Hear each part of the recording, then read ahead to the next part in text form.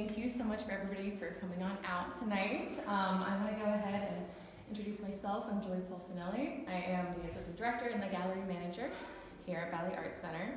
I also wanted to go ahead and thank our sponsors for the evening. So that is CMAA, Commons Art Shop, Premier Bank, the Frame Center Gallery, and Wood Trader Framing. So thank you to them. I also want to say hello to people that are watching online, but I am most excited to go ahead and introduce our two panelists here, but I think that they are better able to introduce themselves. So if you guys want to go ahead and say your names, talk a little bit about your background, your education, and then we'll get started from there. Hi, I'm McKenzie Beynon. I am one of the two co-founders of King Contemporary, which is a contemporary gallery space in the Waterloo Arts District. We specialize in emerging artists and underrepresented artists specifically. We were founded in 2019, so we just celebrated our 5-year anniversary last month. My background, I graduated from the Meyer School of Art at Akron University in 2014 with a degree in fine art photography, a minor in commercial photography and art history, and then in 2021 decided to go back to the University of Akron and get my master's in arts administration. Hi, I'm Hannah Bates. I am the education manager at the Valley Arts Center and started in December, but I'm also an independent artist. I went to Columbus College of Art and Design for my undergrad, and I studied fine arts and did sculpture and glass. And then I went to Virginia Commonwealth University in Richmond, Virginia to get my master's in craft and material studies, where I focused in glass and casting and lots of different material research. And then I moved back to Cleveland, and ever since being back in Cleveland, I've run my studio space, which is a shared studio space with 4 other artists, and we also have a artist-run gallery space there. It's called Vessel City, and it's in the Gordon Square Arts District.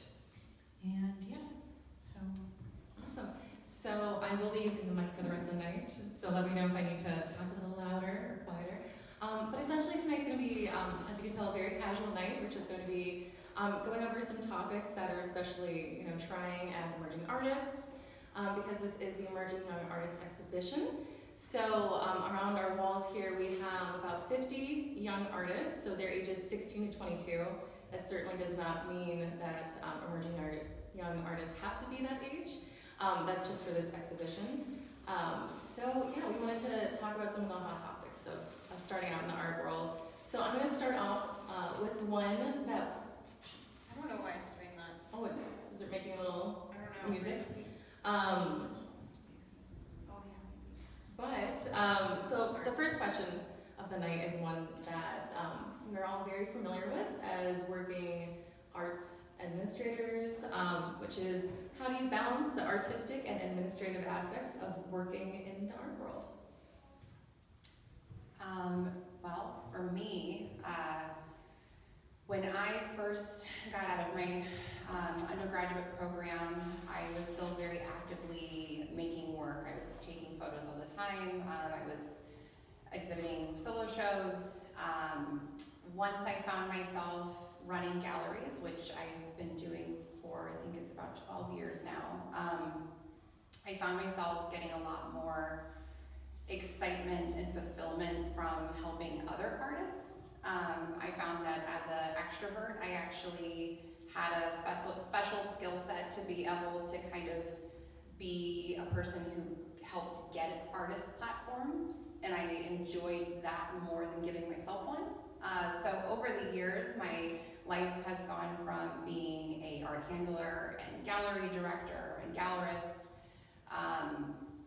and slowly letting go of more of my personal practice because of that. But finding other ways in my life that were creatively fulfilling, like cooking, gardening, and things like that have really kind of filled that gap for me. Yeah, I can kind of identify with that somewhat, because being in art school you're so self-absorbed in some ways. You're just in your studio all the time, making, and you kind of live in your own head a lot. And I think once you get out of school, you have to, since you don't have the community of your school, you have to kind of create and find your own community. So that requires you to get out of your studio and be social and make connections, and find ways to sustain your practice, because you need a studio space, you need materials, you need help, you need other people to help you like realize your dream. So yeah, I think once I got out of school, I did some residencies after school, and one of the main ones was Acre Residency in Wisconsin, and that place I think has been kind of a foundation for me of I don't know, understanding a DIY artist community like outside of academia, and how if you have people together who have a will, you're gonna find a way. So I think the way I balance administrative tasks and my own personal practice is I try to find joy in like those administrative tasks too, and understand that that's also a part of the creative process and helps feed the creative process.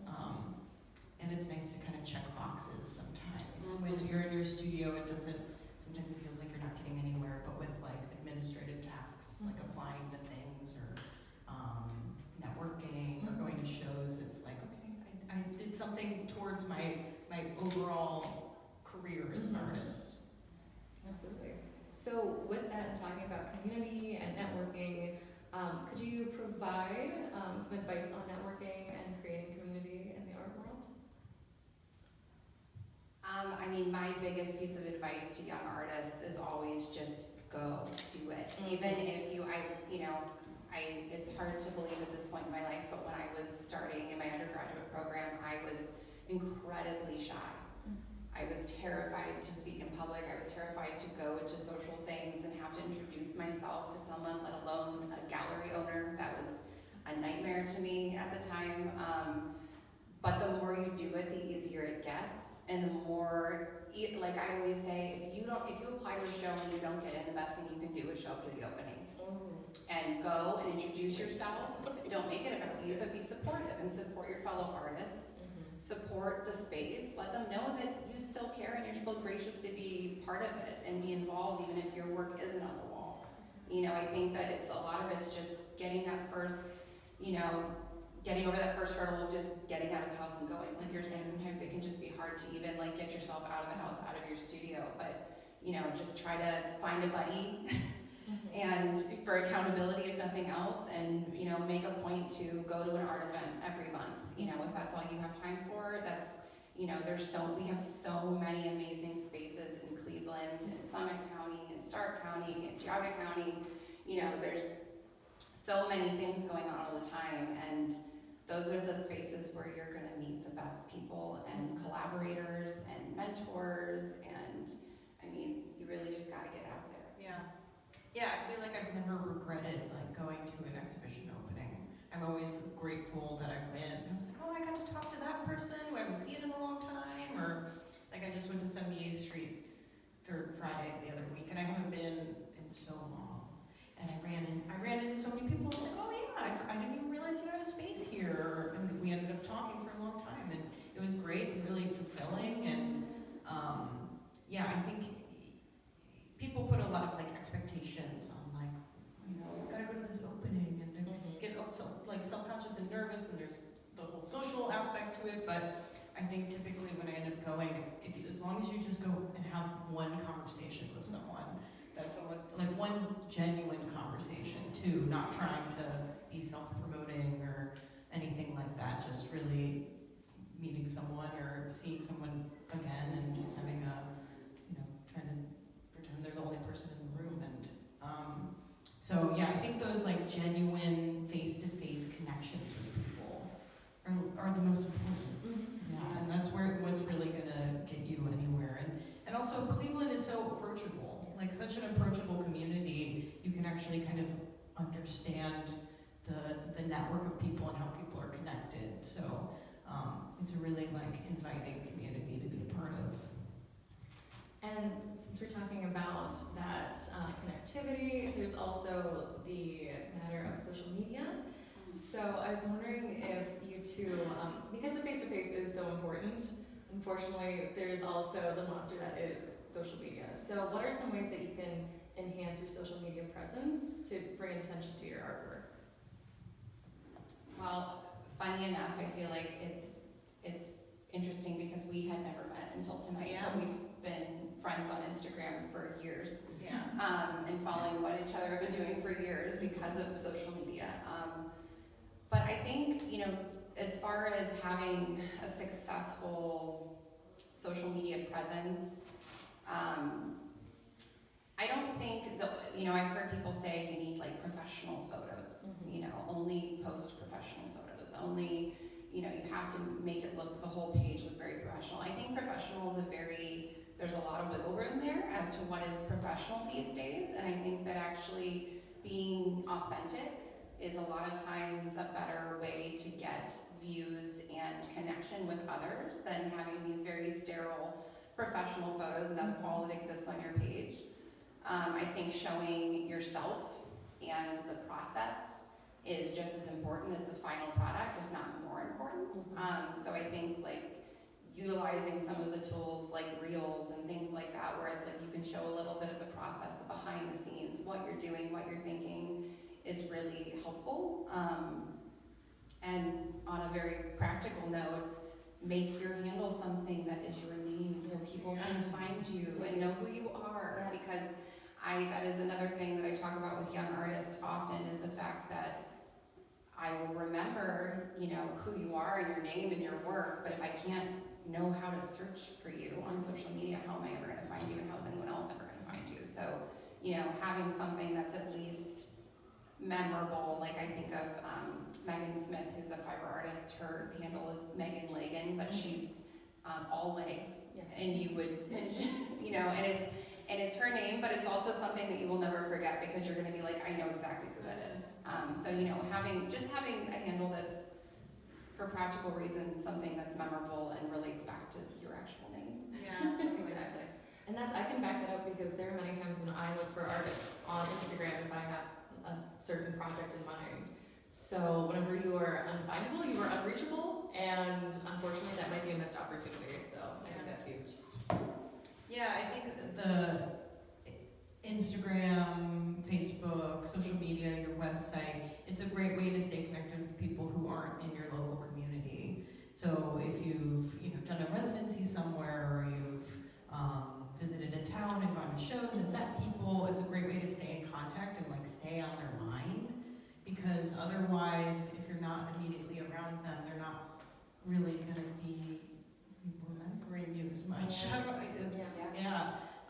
Because I think that's what I use it a lot for is people who aren't in my immediate vicinity. And you know, even we're both millennials, and I feel like Gen Z sort of get it a little bit more. Like they get that not unprofessional, but like keeping their Instagram or more about the process and more about the behind the scenes and really letting their personality show through. I think they understand that a little bit more when I think I feel more stuck in the like, I can't post that yet because it's not finished and I don't have a great photo for it. But yeah, what I always seek in engagement is my studio mate, Eli, that chick, they're a jeweler, and they are blowing up on TikTok because they take all these really amazing videos of their process, and they'll have a setup with their camera on their phone like that on a tripod, and their videos are so amazing to watch because their process is so, they're such a craftsman, you know, so watching it is really enamoring, and they just take that extra time to do those videos, and if you didn't have those out there, people would see their work, which is still amazing, but it's also like so enlightening to see the process. So I don't do enough of that, but we can all be reminded to do a little bit more. And it's so important on your social media presence also to show your own personality. So I mean, there's so many very successful accounts that I follow of local artists, and they're all very, very different depending on the artist. So make sure that you're showing your own personality. I've also seen some tricks. I love an artist business card. I do so much. However, Gen Z is showing us up right now in that I actually had somebody, they had a QR to their Instagram page on the background of their phone. And so at an opening, I just scanned their phone and went immediately to their Instagram handle. So that's just like a little added. Yeah. I will say, it's funny because I once in a while guest lecture for the professional practices course at UA, and one of the things that we talk about is business cards, because when I was in that class in undergrad, it was part of the requirement was that we had this expensive portfolio case and business cards, and you had to have all these physical things that cost a lot of money. And that the business card was something that came up often, and I think this is where it's hard for me to get to where the Gen Z are with just the QR code or the digital business cards. We're artists. We make physical objects. I think we should have physical objects. I think that it's important to be able to put your personality into that business card too, because it's a tactile thing, and that's what we do. Yes. Most of us. Yeah, and I agree that also it's so nice to have physical things, since everything is so digital and not tactile anymore. It's so nice to have that personalized thing. And I think going back to mailing out, I got a postcard recently for a friend's show, and they mailed me the postcard. And I think that feels like such a personal invitation. That I think the tactile is still very important. So there's a balance. Yeah. Absolutely. Between having both. Exactly. And speaking of balance, whenever I'm thinking of an emerging artist, I am thinking of applying everywhere, like you said. That's one of the big things. It's just putting your name out there. With that, you do have to put your CV just about everywhere. Do you have anything in mind of how to diversify a CV or how to stand out on a CV whenever you're applying to, anything? Yeah. Well, I think that it depends where you are in your career, obviously, but if you're an emerging artist who doesn't have much of a CV or you don't have much of a resume, I think just putting everything you can think of, and then as you grow, you start to remove things. But again, back to one thing that I always encourage young artists to do is every single time you get into a show, you win an award, you do a discussion, whatever it is, make sure you write it down. Because I made the mistake of, for many years, not actually writing down any of the things that I did, because a lot of them felt small, but they're things. And one day you're going to be like, who was that person I met at that one time? And you're going to think back, and you're going to be able to remember that because of your CV, because of actually recording all those things. But I mean, anything is better than nothing, and we all have to start somewhere. It's great to see that there's more spaces popping up that are encouraging emerging artists and giving artists that have never had a solo exhibition a shot. But starting with those group exhibitions is really the best way to start. Or even, one thing back to the community and the networking and meeting other artists and seeing other people when you go out and about is, if you have an idea for something, share that with others, because you might meet someone who says, oh my gosh, I love that idea, I had a similar idea, or I'd love to co-curate a show together. And this may be taboo, but I don't think there's anything wrong with co-curating a show where you put a piece in it. If that's your first show to be in, then that's your first show to be in, that's fine. And if anything, you get a double line credit for curatorial and for being in the show. But I think that you can make your own rules sometimes. I think you can make your own opportunities. I mean, I think that's I think we're sometimes really boxed in, and we don't feel the freedom to be able to create our own opportunities sometimes, and we think that other people have to be the gatekeepers that let us into those opportunities. Absolutely. Yeah, I was about to say that same thing, creating your own opportunities. And yes, keep applying for things, but also,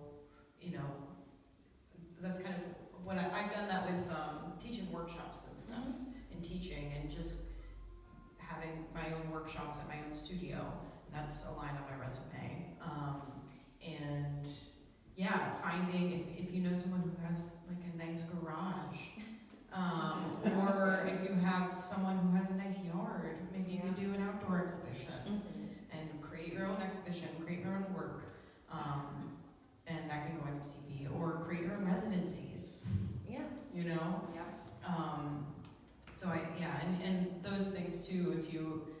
just self-motivated and make up a show in a made-up space for yourself, then you can document that work and apply for a bigger show, you know? So, yeah, making your own opportunities. Absolutely. I think what I'm hearing there is a lot of collaboration is needed. So don't be afraid to call up your friend. Don't be afraid to tell them, a crazy idea, or reach back out to somebody you haven't talked to in a while and find some inspiration there. Yeah. So Totally. the next question, I'm going to ask just a couple more questions, then we're going to be taking questions from the audience. So we're talking about fun things and collaboration and Instagram, and now I have a question that could be its entire night.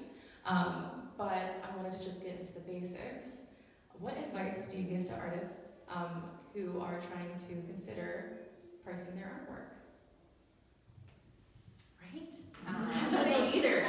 I'm the gallery manager, and I am also always very confused. So I think there's, I always recommend if you're starting out, you've never priced your work before, you've never sold anything before, go to things like this. Come, and if you can get a price list, that's one thing I am seeing changing, which is really good, is that more galleries are having price transparency. So they're getting rid of that whole, awkward wall of, can I see the price list, when you're not actually interested, or you don't know if you can even afford a piece on the wall, and that's a really awkward place to be. So it's nice to see that there's more galleries that are actually just putting it right up there for you to see. And, I think that on a local level, it's really good to get out to, if you're an emerging artist, go to shows that are showcasing emerging artists. See what other artists are pricing their work at. What is the market like where you're at? For the medium that you're in, the size, just the detail, things like that. Consider those things. From a very just practical standpoint, consider what your overhead is. If you're running a studio space, you have to consider that. If you're working out of your house, it's a little different. You're not paying an additional cost to run a studio space. If you had to buy yourself a brand new camera, that's an expense. That costs money. Your education costs money. Your residency to get that education costs money. And all those things should be considered when you're pricing your work, because it's all things that you invested in to get to the place where you are to make the work you're making. And my biggest piece of advice would be, and this is a little boring, but think of your artwork as an investment, because there's I always get there's three buckets of buyers that I kind of always think about, which is you've got the people who are buying because they just love it. It doesn't matter, who it doesn't. Maybe it's the person that made it. Maybe it's because they collect birds and the piece has birds in it. Maybe it's because it is the perfect size for this one wall they've been trying to fill. There's going to be the person that just loves it, that's what it's about, or it filled a need for them. There's going to be, on the opposite end of the spectrum, the people who are buying work specifically as an investment. And then there's going to be a bucket in the middle there that's kind of a mix and can flop back and forth between those two things. But if you're an emerging artist and you have your BFA show, and you have a painting that sells for $100 at your BFA show, and then you have another show and you've got similar work, similar scale, and you're like, I really need some money right now, so I'm gonna price these paintings at $75 because maybe I'll sell more of them if I price them at $75 over $100 instead of $100. If that person who bought that $100 painting at your BFA show shows up and sees that you're selling similar works for $75, they're gonna say, my investment just went down. That side of that bucket of people, they're gonna be like, well, what the heck? Why are these, that's not good. They've gone down in value, or I got ripped off. It's gonna lead, to that kind of thinking. You should always be increasing your prices. Every single time you exhibit, every single time, increase your prices, even if it's only by $5, even if it's only by 5%, increase. Make sure every time you're getting out there, that's more visibility, increase your prices. Don't go crazy, and also the more work you're selling, increase more. Look at that as okay, this is demand, or maybe I'm underpricing myself.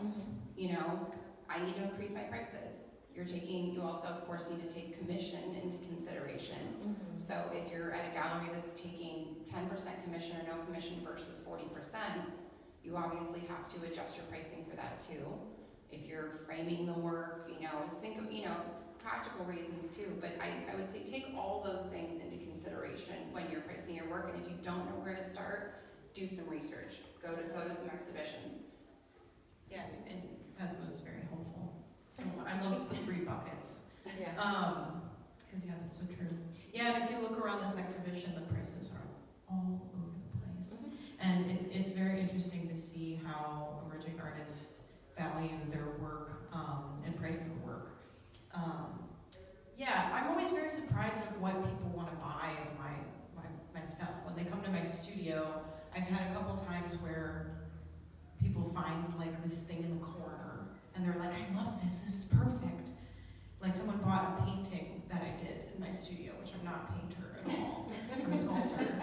And I made this like painting and they were like, can I get this one thing in your studio? I was like, yeah, sure. And they brought me over and I was like, oh, really? Interesting. And so I think I gave them kind of a low number, and now I look back on it and multiple people had commented on that piece. And I think as artists, you have such high expectations, and you're like, that's not there yet. I want this to be better, or that could have been better. You see all these flaws that kind of make you devalue the piece and maybe price it a little lower. So I always try to remind myself of that too, being like, this is a one of a kind, Everything I make is a one of a kind. I'm never gonna really be able to repeat that, especially if I use found materials, and I'm never gonna find that same stick or the same mushroom, It's always one of a kind. So I think that makes the value higher too, because it's unrepeatable, like most artwork is. So I think, that makes things more valuable in my mind. And of course time, even if a piece took a lot of time because I was just being kind of dumb and inexperienced and just playing around with the process, like I didn't know how to cast cement, so I bought the wrong kind of cement, and then I cast it like 3 times, or I made the mold stupid, and then it broke 4 times.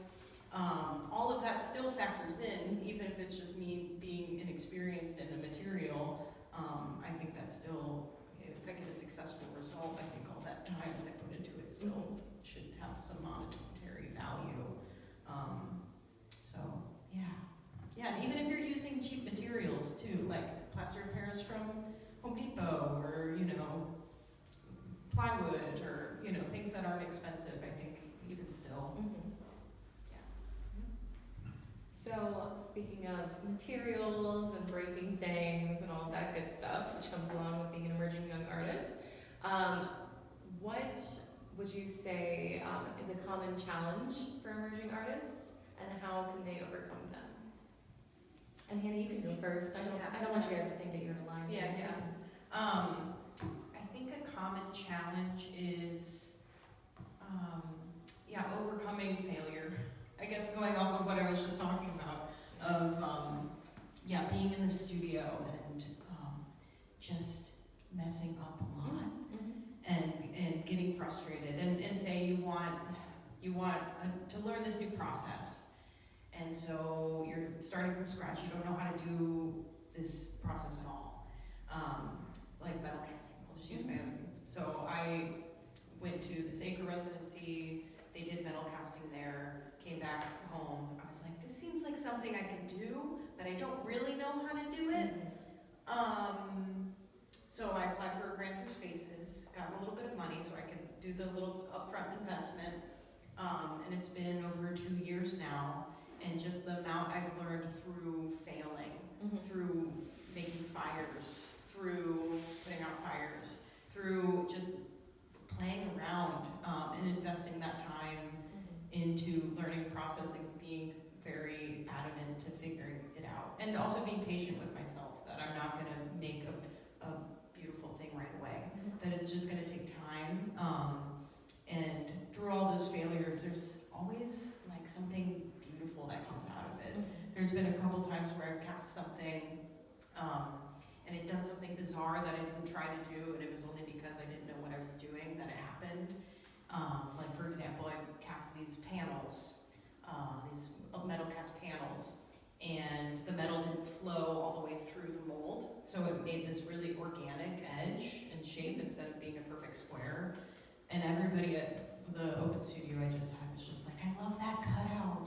It's so cool, I love that cutout. And I was thinking that's because I didn't know what I was doing. But it was really interesting and cool, and then I can build on that in the future and maybe purposefully do that. So I think just perseverance, and I think being around other artists helps because everybody's in the same boat too. So being other artists, just admitting that you are feeling kind of silly with what you're trying to do in your studio and you're not succeeding, because everybody kind of feels that way. And so you just gotta keep going. It's just one day at a time. It's true. It's true. I mean, as far as challenges, I personally, and from my perspective, obviously, I feel like access is a huge challenge. Just it's unfortunate that a lot of spaces, we're lucky to have places like this, but a lot of spaces it can be really challenging for if you don't have that crazy CV, if you don't have approachable work.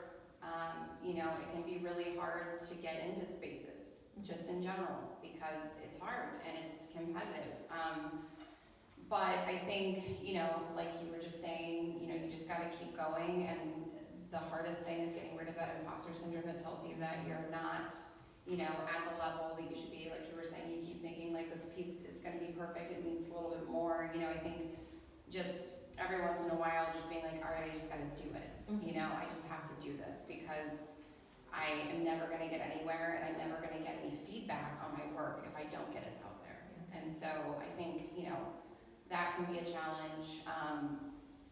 But also, we're in an age now where like the unconventional gallery space is kind of the thing. Yeah, absolutely. And so, back to what we were saying earlier, Kink almost started in a garage. That was the original idea. We only got our first space because it basically fell into our lap, but we originally were gonna do it in a garage because we all just missed having a space and curating and installing and, and that's the reality of the world that we live in now is you can have a gallery space in a garage. You can have shows in your own studio. You can invite people. Like that's, you can have your own digital show on your own Instagram.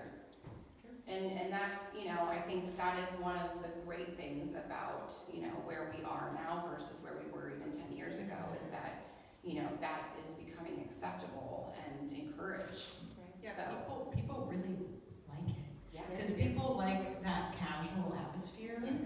People are very intimidated by the stuffy gallery space.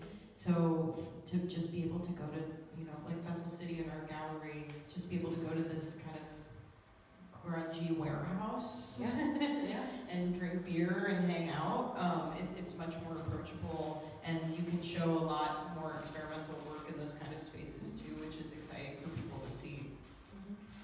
I have two more questions, and we're going to take questions from the audience, so think of them in these next two questions.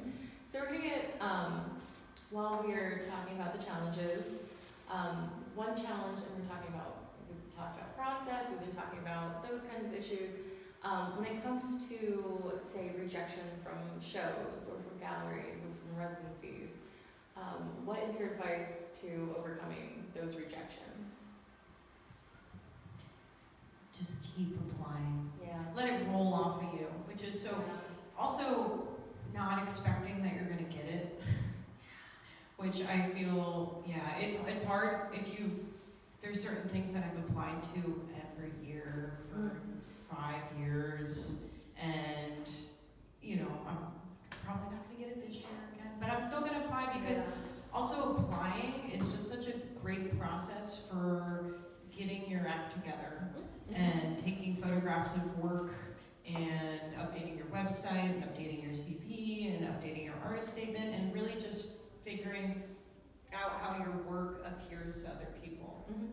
So I think getting everything concise and in application is enough of a professional practice process. That it's so beneficial just to do that process, and it if you get the thing, that's great. Yeah. But if you don't, at least you went through that and you got your act together. So yeah, I think I've gotten to a point where I feel disappointed when I don't get opportunities, but it's so few and far between that, you know, I get opportunities over not getting opportunities that it just, you know, whatever, I did it, I tried, and I pat myself on the back for trying. Yes. Yeah, I mean, to your point exactly, I just was working with a more established artist recently and helping her rework her bio and her CV and her exhibition statement to apply to a very competitive residency. And, you know, she didn't get into that residency, but the day after she got rejected, she got an opportunity. And she already had all of those things ready to go. And she was like, this is, you know, I already had all that ready to go and I needed to do that anyways. And this was the deadline that got me to actually get that stuff done. And so, you know, I think that's an amazing point, which is the fact that, like, you know, not everybody is a very type A person. So having deadlines, especially if you're not a type A person, is really a great motivator if you're not, because not everybody's in school. Not everybody has, you know, set deadlines to create things. Just because you're an emerging artist doesn't mean that you're a student. Right. And so, you know, I think having those deadlines to keep you going is really great. And as far as rejection, like I said earlier, if you apply to a show, and you don't get in, the majority of the time, and it's not anything personal at all. And, you know, I'm a big believer in setting expectations low so that when you do get those opportunities, it feels like a bonus.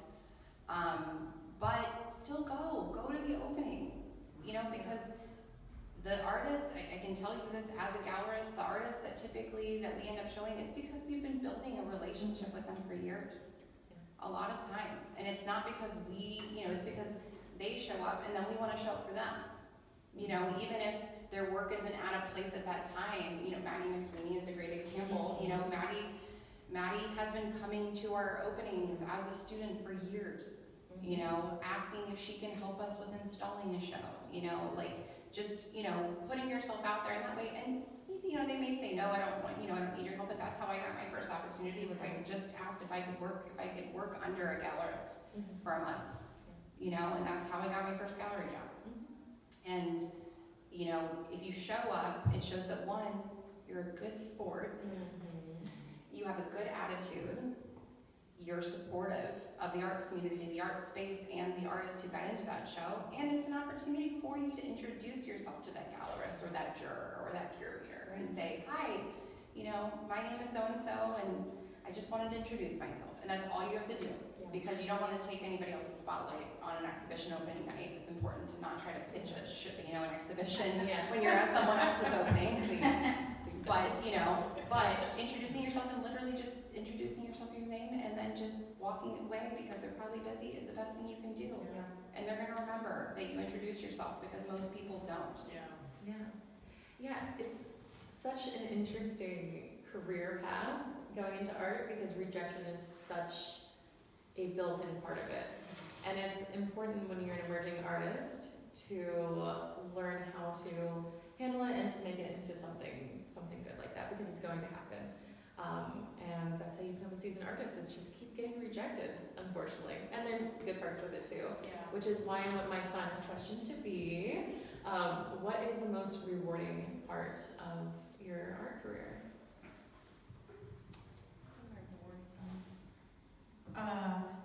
Connections with people. I think it's kind of always been that. Even back in high school, hanging out in the art room, I liked being there because of the other people in the class, and it still is that way. Is building connections with people through being in my studio. That's a collaborative studio with other people, showing and being able to engage with other people and talk about it. Being here tonight and having an opportunity to have this conversation and connect with you all. And I think it's just a career path that I think leads to very deep connections with people, and you get to meet a lot of bizarre, awesome, interesting people through it also. And there's just endless learning, endless experimenting. The possibilities are endless with making art. That's true. Mine's very similar. Community is the reason that I do what I do, and it's the reason that I started the gallery. It wasn't to become a famous gallerist or make a bunch of money. It was because I missed a community of people.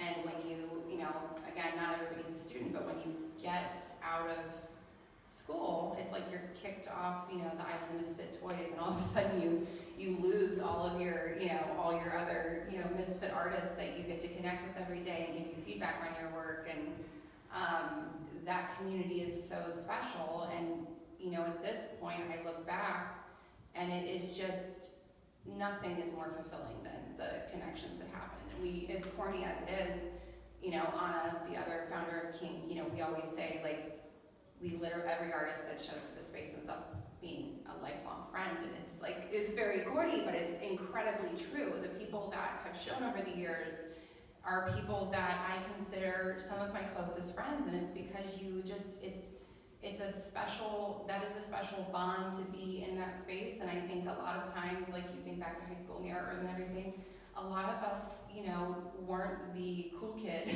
in high school, you know, and so finding that cohort of people that you just can be 100% yourself around is such a special, special thing.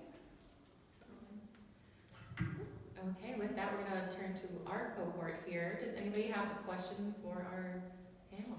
Do you want the microphone? That's what I Oh, you got it. No, I can hear you. Got it. Hi, my name is Julie Shield. My question is about, back to the CV issue, because I'm a self-taught artist, so I don't have an art education, and I had a full professional career as a veterinarian before I started making art. So when it comes to building a CV, do I put my veterinary education down, or have, like, the page would be blank if I had to put anything art related under education? Well, I mean, in full transparency, I'm not looking at people's CVs when they apply to shows, to be honest. I don't, we get them most of the time, but that's not what's, you know, we have an emerging art space, so it's different, but, you know, I think a lot of spaces, at least on a local level, on a regional level, once you get to those big, you know, if you're trying to get into a bigger white wall gallery that's doing, you know, national art fairs, that's a different area. If you're applying to go back to school or for a residency, that's also different. Like, they're gonna look at your CV. They're gonna wanna see that experience. But when you're emerging, you're emerging. And no one's gonna expect you to have a crazy CV. And if you wanna include, you know, I think having your education is something that is relevant to have on your CV. But if you don't have any shows to put on there or anything like that at this point, that's okay. I just would apply with, you know, a really great artist statement, an artist bio, and a website, and some images, and let that do the talking for you, because, you know, you obviously know what you're doing, and I think that being a self-taught artist and being an artist with an, you know, an art degree, I don't subscribe to that personally. I think that an artist, you know, you're an artist or you're not an artist, and it's not about your education, it's about your life experience. So, I mean, that may not be the best advice, but that is my advice, is to just, you know, let yourself shine through, show them with the work, and talking about your work, and talking about you and your life experience. And when you have things to put on a CV, then put them on the CV and start applying with that too. But, you know, it's rare that I would say a regional space is going to request that of you or expect it.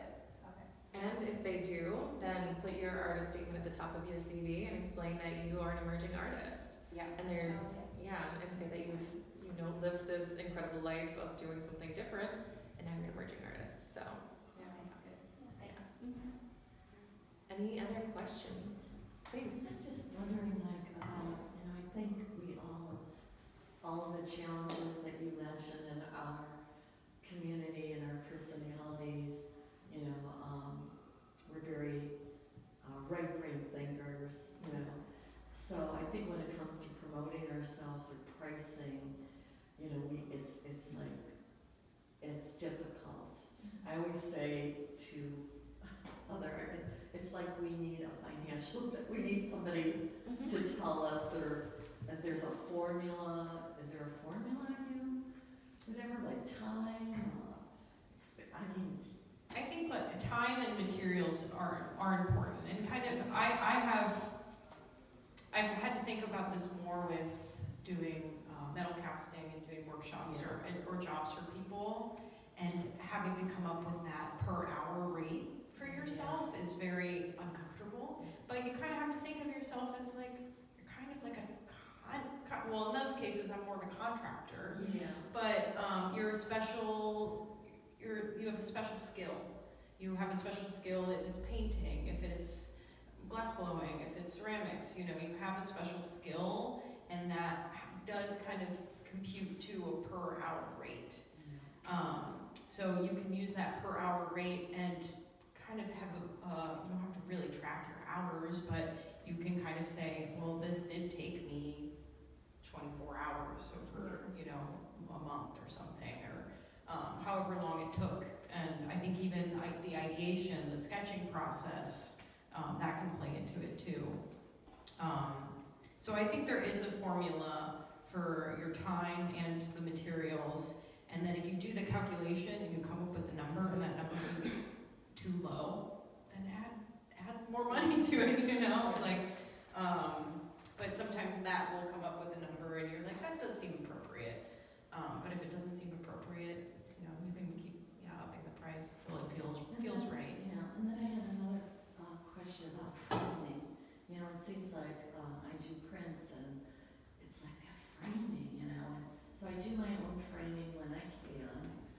And then it's like, okay, so I got this beautiful frame at the thrift store, a couple of amazing things at the thrift store. But then I have these where I had a carpenter make, and those are much more expensive. And then when I put my artwork up on display for sale, it's like, okay, this frame didn't cost me nearly as much as that.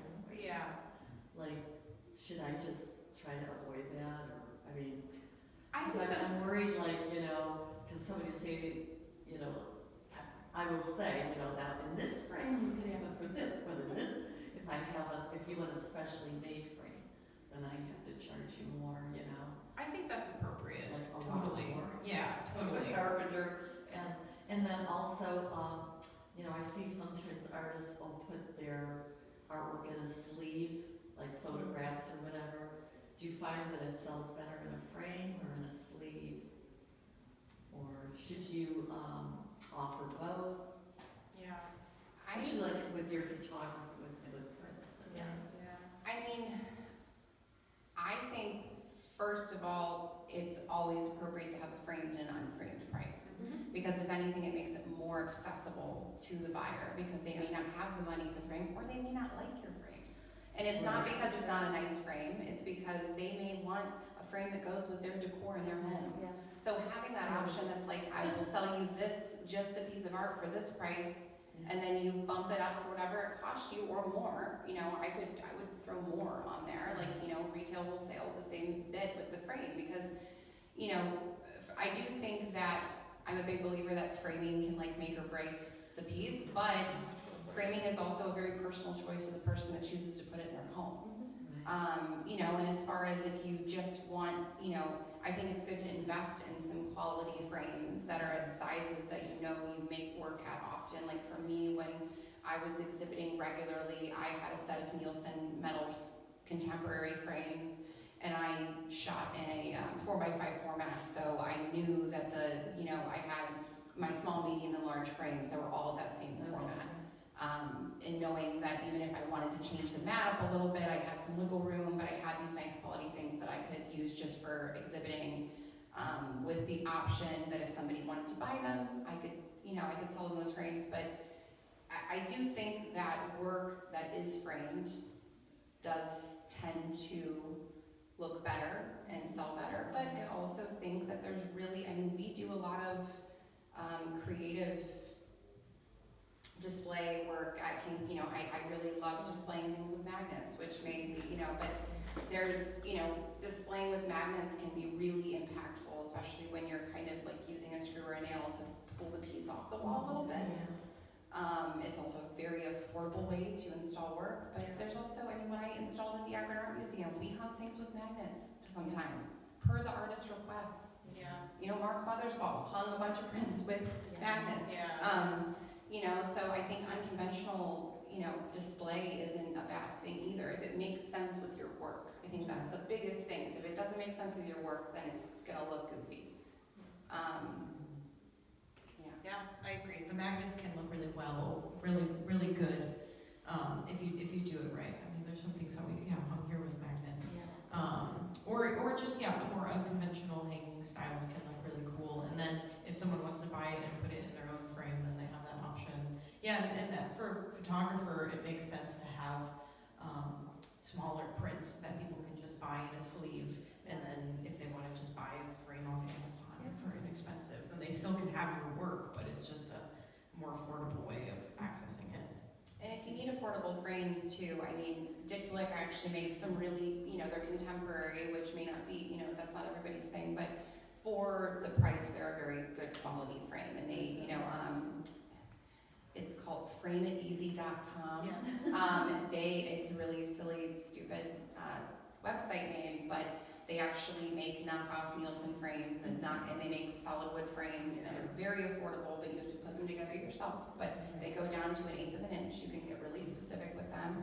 They have different plexi and matting spacers. You can really, it's very affordable. They have manning spacers, because mine are Antalio ink, so I have the cost for that. Yeah, they'll let you customize it. So you can do I have one that's almost like a shadow box in my home that I purchased through there. So they do have they don't have a ton of variety in the frames, but they do have, they're the sizing is very, very adjustable. Another good one is Frame Destination. That's one that I Frame have. destination? Yeah. Is it online, frame It's destination? online. See, this is why we collaborate. Yes. We start to find out Well, never get out. it's the framing and, I did have a customer that didn't care, it's not, I want this specific frame and I want them to be, so it's like, okay, get the carpenter and they pay, but then, when you're in a gallery or you're, by the way, coffee shops and stuff, I've been, approaching them and they've been very welcoming. Oh, yeah. Anywhere I go that there's a blank wall, and of course they probably know me or whatever as a customer, or they will, and then I say, hey. That's a really great point though.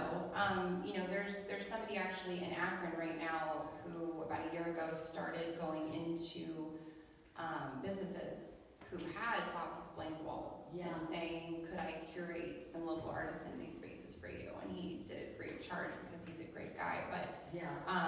now he's got a couple hair salons, a coffee shop. He's got some spaces that were like, I think one of them was an architecture firm. Wanted artwork in their spaces, and I think that's another opportunity if you're an emerging artist and you're having trouble getting into a gallery space. There's nothing wrong with that. I know there's a stigma around it, but there's nothing wrong with that. You're getting your work out into the world and people are seeing it, and you have no idea what kind of opportunity could come from somebody walking into a coffee shop and seeing your work. Absolutely. Yeah. All right, we'll take just a few more questions. Sorry, Julie? I have another question, just to go back to the pricing issue. Yeah. And that's just relates to, if your work is accepted to a jury show, the gallery is gonna take a percentage, and that percentage can range, from what I've seen, anywhere from 10 to 50%. Is it appropriate to adjust your prices to add, because I've heard mixed opinions on whether or not you should do that, to charge more for that piece when it's in the show versus if it's on your website or what? Well, when you have something on your website, I don't think there's anything wrong with price transparency on a website, but especially for larger works, I think it's very common to say, price by request. I don't think there's anything wrong with putting that for that reason specifically. But I do think that, I think you can look at it in one of two ways. Some people are going to expect a deal if they come to you directly. But that's also an opportunity for you to take that extra percentage for yourself. So, that's another way to look at it, is this is what this is, and I'm willing to go back and forth on what I'm getting out of it. Or you can set it where I want to make this amount from this work, and then you add the commission on top of the amount that you know that you need to take home from that work, if that makes sense. Yeah, it does, it's just, let's say you made the piece 3 years ago, it's priced a certain way. Now you got into a show, a group show, and they're charging a 50% commission, all of a sudden, the price isn't enough. But, you know, like, I just don't know how to reconcile that. If 3 years have gone by, you should definitely be increasing that, period, even if the commission didn't go up. Yeah. You know, because that's 3 more years of experience that you have under your belt as an artist. Yeah, You yeah. know, I think it's really difficult because in the arts specifically, it's like the one area where, you know, you wouldn't expect, like, you look at someone who's a doctor or a veterinarian, and you know, like, this is what a veterinarian should make. Like, you know, look at all the years of education that you had to go through. You know, like, and it's, in most fields, it's like, there's an expectation for what that job should pay, and in the arts, there's not. And so it's very challenging, but that's why you need to keep that mindset also, is like, well, what do I deserve to make? I mean, you know, you have a master's degree. That wasn't free. That required a lot of money and time and, you know, effort to even get accepted into that program. I mean, the same amount of respect and value should be put on artists that it is on any other field. And so that is up to you to figure out what, you know, what experience you have, and expertise you have, and time and labor that you've put into your career that you think, you know, should be reflected in your hourly, as you were saying, pay. Absolutely. All right, we will take one more question if you guys have one. Go ahead. I have a story, and I have a daughter, and I made all these works, and I had set two aside. And she goes, "Daddy, why aren't you including those in your sale?" I said, "Well, I don't like them. I don't think they're good enough." And she said, "Someone might disagree with me." They were the first sold. Yeah. Yeah, they always disagree. Yes. It's happened to me too. Yes. Yeah. Absolutely. But I think that helps with price. Yeah, totally. Yeah. Totally. And, ask a kid. We were talking about that. Yeah. I don't mean a little kid, I mean a high school kid. Yeah. What would they pay for it? Yeah. Yeah. And listen, so yeah, listen. Absolutely. Yeah. More collaboration, even with those that are in and out of the field. Okay, one last question. Okay. Actually, I don't really expect an answer to this, but one of the problems I have is all my friends are telling me I need to sell my stuff. And I have really very little interest in it. I don't need the money, but I'm running out of wall space. And I give half my stuff away, so I'm running out of wall space. So anyway, but the problem is, if I ever were to go to a craft fair or something like that, I don't know how to price it. In the sense that, you know, most craft fairs, you know, are budget buyers, they want to pay for $10 or something like that. But, you know, if I say, this is $500, I would be embarrassed if they go, oh, no, wait. I oh no, I'm not gonna, I don't want that embarrassment, and yet, I don't wanna charge $10, because it, you know, so it's really, I don't wanna get into that space, because I don't want that social awkwardness of, you know, I'll suggest a price, and they go, ugh. You know, Actually, I might don't have know. advice, which would be go to different shows, go to a different craft fair, go to a fine art fair. I hate the term fine art, but go to a fine art fair, and go to a place where people are expecting those prices, and don't feel guilty or embarrassed for asking those prices. We go to all the craft fairs, and we never see the stuff that I do. Yeah. We've even gone to the Ann Arbor Art Show, and we never see the stuff that I do. And, I don't know how to price it. I kind of always thought that to make stuff that sells, you have to like have that mindset going into it. You know, I always thought that I made sculpture a long time, and then I kind of got into making more functional glassware and jewelry and stuff. And I kind of kept the two separate in my mind, and I was like, this is the stuff that will sell, and this is the stuff that I make, you know, because I like to make it. And it is kind of like you have to make what you want to make, and then the people will come, sort of thing. It's finding the venues for it for sure, and figuring out what to price it. But I think it's also the same thing with the price. You put the price that feels right, and the right buyer will find it. Yes. And you just, no one will say to your face that price is ridiculous, I don't think. Maybe, No. maybe they'll say it behind your back. You always get those people. They're that gonna say ask whether it's our 100 or show, 2,000 though. Very true. Yeah, and they'll Very say, true. oh, I could have done that or whatever. You gotta just, I mean, they're ignorant apparently. And, another suggestion would be get somebody else to, be in your booth or be in your space and sell it. But, I thought the same thing with my stuff, because my stuff was different. Actually, my first show was here, and, one of my students, it was abstract, and the mother, who I'm now friends with, she said, why would you want that? It doesn't match your bedroom. And she bought it with her babysitting money, and me too, I'm thinking, why would she want a young girl, like you're saying, kids? Yeah. But, you will get that confidence after you sell a couple of people. Yeah. It is hard though, and that's what I was saying, it's like we need our own manager, we need our own spokesperson. Well, the truth is, I don't really Yeah. need to sell anything. I'm more interested just to share and show it. I give it away for free, for donations, charity, stuff like that. Yeah. And I do that already. But it would be fun to have the accolades. Because people are always just Googling over what I do, and you gotta sell this, I know I don't sell it, I don't sell it. But anyway, What do you make? it's going to Tarsha. In Tarsha for woodworking. It's all hand carved woods, different species of woods. I got pictures here, but we just never see it around here. Yeah. Hey man, you like jazz? What's that? You like jazz music? Yeah. So there's a jazz musician named Thelonious Monk. And he wore silly hats. And his jazz was weird and abstract and other performers. Other soloists were playing it sometimes and stand up on the piano and dancing around.